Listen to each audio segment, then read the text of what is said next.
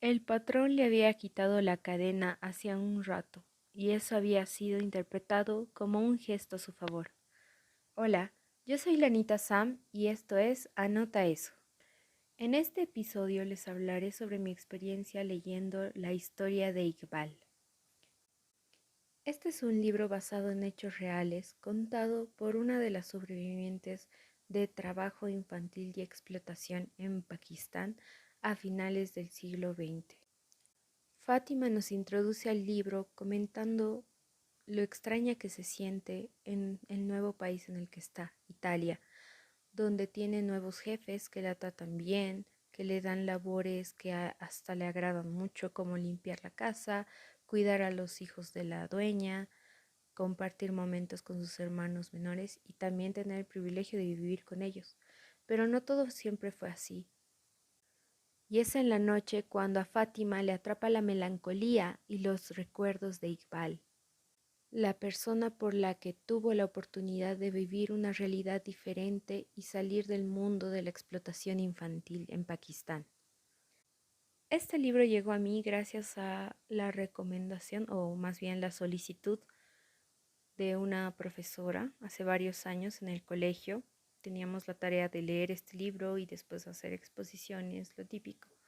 Es un libro que se recomienda leer a partir de los 12 años, si no me equivoco, y genuinamente puedo decir que hasta ahora no puedo olvidarlo y lo sigo teniendo en mi librero.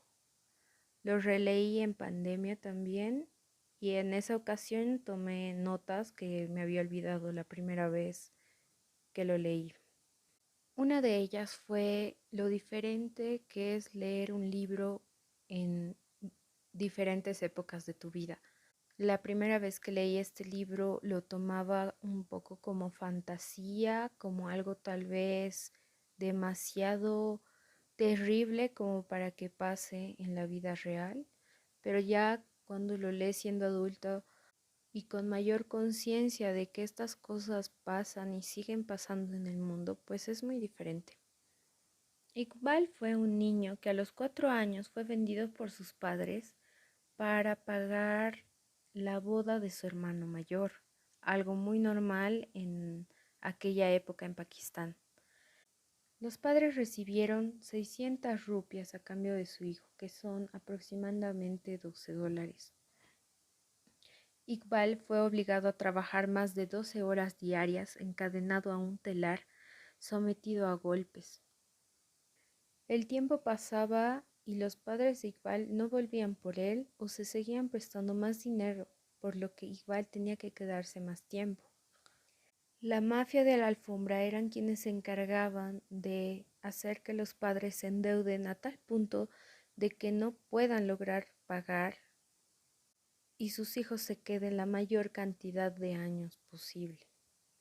Es interesante cómo Fátima nos va contando todo lo que recuerda con tantos detalles, ya que finalmente ha sido una situación muy traumática para ella y para todos los niños que estaban en ese taller de alfombras. Es un libro que te hace llorar, te hace reflexionar, te hace agradecer tal vez en la posición en la que te encuentras de no haber vivido esa situación, te hace cuestionar si en tu entorno se da tal vez estas situaciones, en tu cultura, en tu país, qué tipos de explotación infantil hay, de las cuales tal vez no estamos enterados. Y es algo con lo que Iqbal se decide a romper, decide denunciar a estas mafias de la alfombra. A los 10 años logra escapar. Bueno, tiene dos escapes. El primero va con la policía y le va mal, porque claro, como en la mayoría del mundo la policía es corrupta, pues lo devolvieron a la mafia de las alfombras. Él tuvo un castigo muy fuerte, lo dejaron sin comer, lo castigaban golpeándolo. Ya después retomó la confianza de los jefes y se volvió a escapar, logrando ahí llegar a personas que le puedan ayudar a demandar a este grupo de maleantes.